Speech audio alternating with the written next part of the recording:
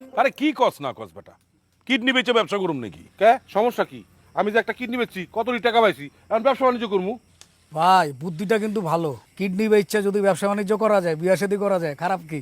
হ্যাঁ আরে ভাই কিডনি বেচলে আপনি বিয়ে করবেন কেমনে? আরে বিয়া লয় কিডনির সম্পর্ক কি? আরে ভাই বিয়ের পরে তো সম্পর্ক আছে, পরে যদি চাপচুপ লেগে যায়।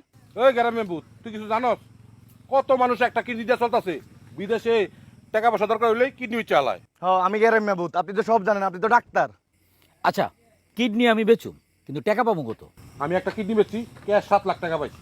ভাই তাইলে আমি আমারটা বেচে দেবো। তোরে কালকে আমি লয়ে যাবো, তুই কিন্তু আমার সাথে যাইস না। হ্যাঁ ঠিক আছে ভাই। সবাইকে 7 লাখ টাকা করে পাইতেছে, সবাই রে 7 লাখ করে দিয়ে যাচ্ছে। তাহলে তুমি বেশি পাবো। কে তুই বেশি পাবি কে? তোর কিডনি কি আমগো আলাদা? আরে বেটা, আমি হইলাম এই এলাকার সবচেয়ে শিক্ষিত একজন লোক। 1998 সালে আমি 8 পাস করছি, এই যুগের এমএ পাসের সমান।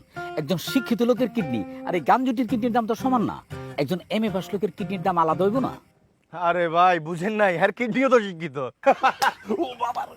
এ সারা এ, আমরা সিনিয়র রেহেনে কথা কইতেছি, এটার মধ্যে তুই হান্দাইছস কেন? যা ভাগে হেন থেকে। আর রাসেল ওই কিন্তু তোর শালীর সাথে প্রেম করে। কি রে রিজবি?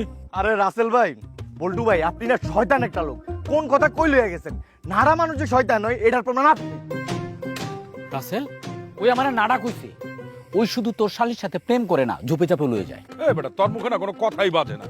আরে ভাই চুপে চাপে লয়ে গেছে, লয়ে যাক না, সমস্যা কি? এই টাকলা, চান্দি পাচা কিন্তু একটা মারুম। কালকে যাবি তুই আমার লোক হাসপাতালে? না বেটা আমি যাবো না।